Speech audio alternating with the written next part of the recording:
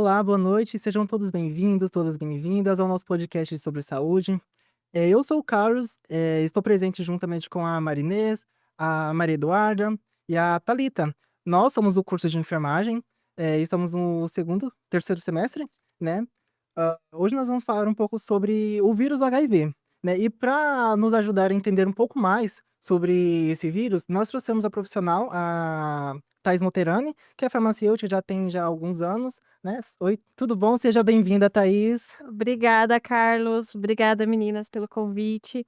Como eu te falei, né, eu sou farmacêutica, já tenho 11 anos, atuo na área comercial, conheço um pouco também da mecânica do SUS, estudo bastante e fico muito feliz de estar aqui com vocês. Muito legal. Fala um pouco sobre a sua área profissional, o que você atua. Então, como você falou, né, eu sou farmacêutica.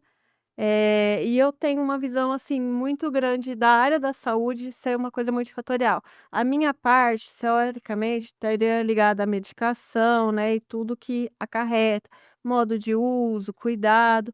Só que eu sempre viso que, a melhor coisa quando a gente fala de saúde, é uma saúde multifatorial, com todos da equipe, né, da área de saúde integrado.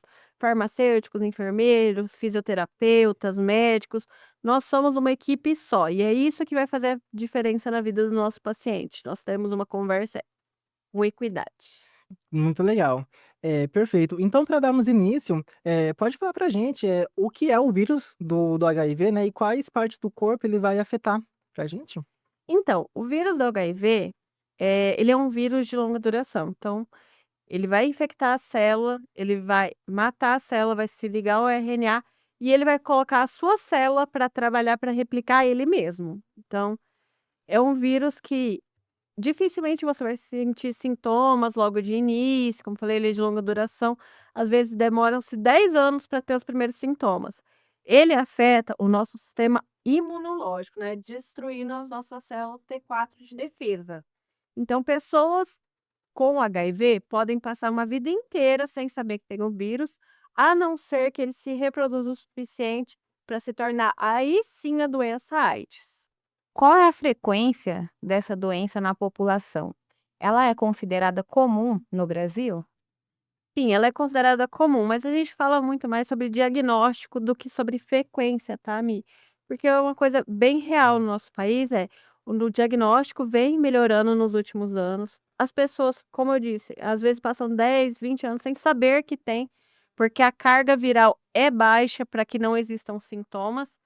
Então, assim, o diagnóstico melhorou muito. Hoje, falando em população mundial, os últimos dados que eu vi eram 39 milhões de pessoas afetadas pela AIDS no mundo. No ano de 2023, no último censo, parece que 1,2 milhões de pessoas foi diagnosticada só no Brasil. Só que a gente fala da melhora no diagnóstico e das pessoas procurando um diagnóstico mesmo. Porque como é uma doença muito lenta, é muito difícil a gente ter uma dimensão de quanto ela realmente afeta a população. E quais são os principais fatores de risco que podem levar essa pessoa a desenvolver essa doença? Então, os principais fatores de risco, né, gente, é se expor de forma inadequada a fluidos corporais. E aí vem, ela é uma doença caracterizada como uma doença sexualmente transmissível. E aí vem aquela situação que a gente fala muito, a camisinha virou um item para não engravidar, e se esquece que na verdade ele é um item de proteção.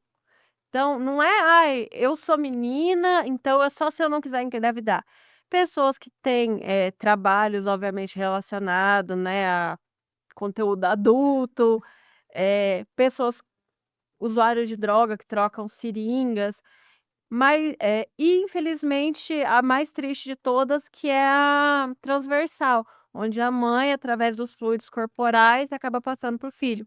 Mas hoje já existem medicamentos fortes o suficiente, já existe uma detecção boa o suficiente para que uma mãe consiga levar uma gestação até o final, ter o parto e não transmitir para a criança.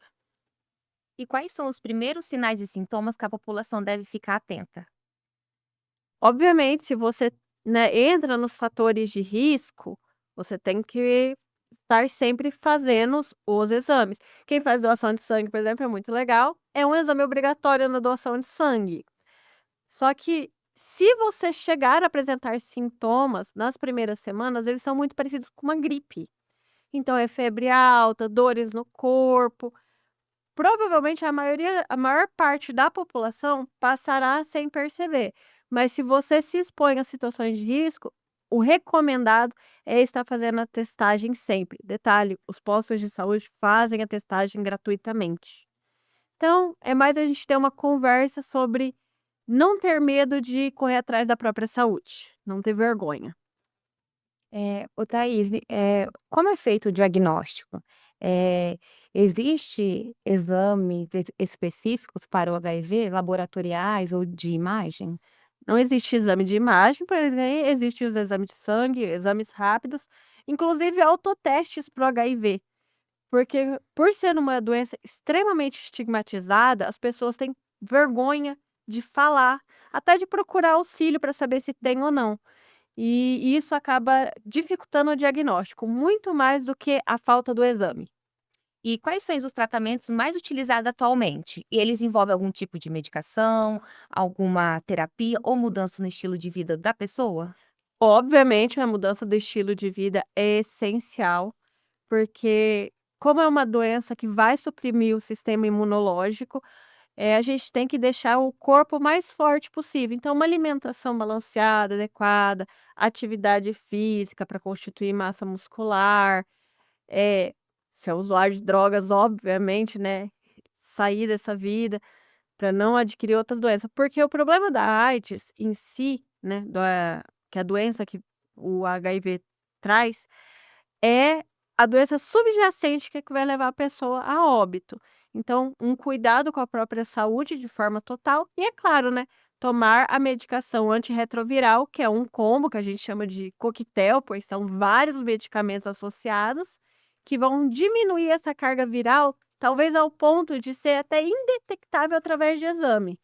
E hoje, como eu falei para você, já tem uma situação onde a gente consegue cargas virais tão pequenas que a pessoa consegue até ter o parto normal do filho e não transmitir.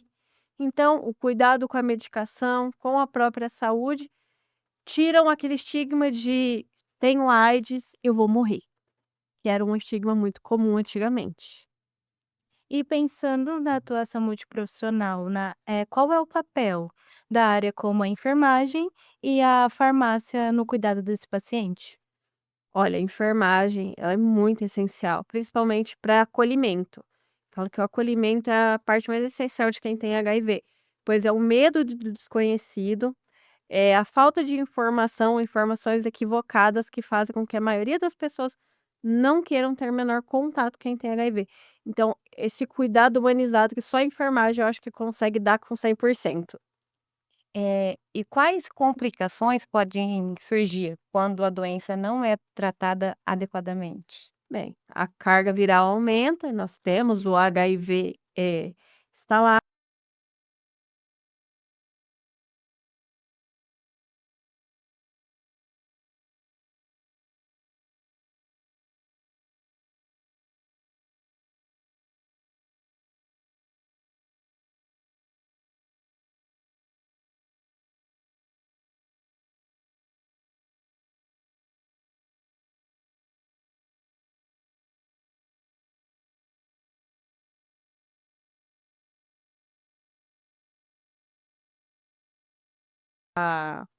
Relação sexual, não compartilhar agulhas e seringas de maneira nenhuma, né, sempre estar procurando locais adequados, caso você precise fazer uma intervenção cirúrgica ou coisa do tipo.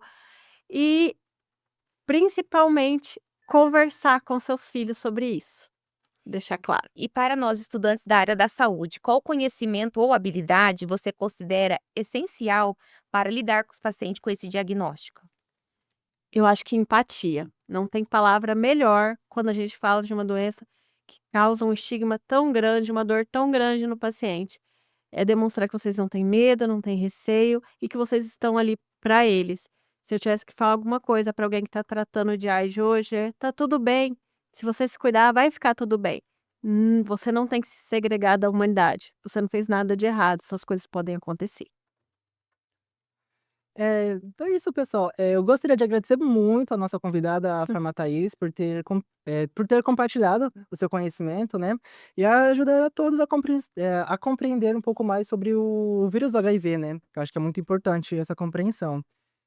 Esperamos que essa conversa tenha ajudado a todos os nossos ouvintes a compreender um pouco mais sobre a doença, a importância da prevenção, né? E o diagnóstico precoce. Eu agradeço a todos que estão aqui presentes, principalmente a nossa convidada, a Thaís. Obrigada. E um abraço a todos e até o próximo episódio.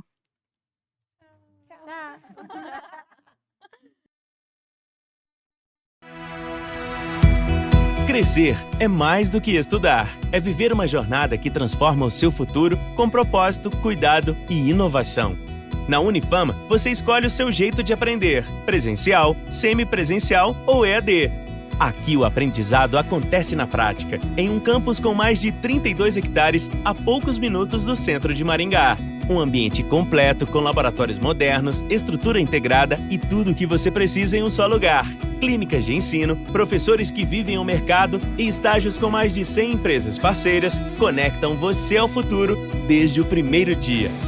A modalidade EAD também nasce dentro do campus, em estúdios modernos e equipados. As aulas são produzidas com qualidade e transmitidas pelo Canvas, uma plataforma intuitiva e tecnológica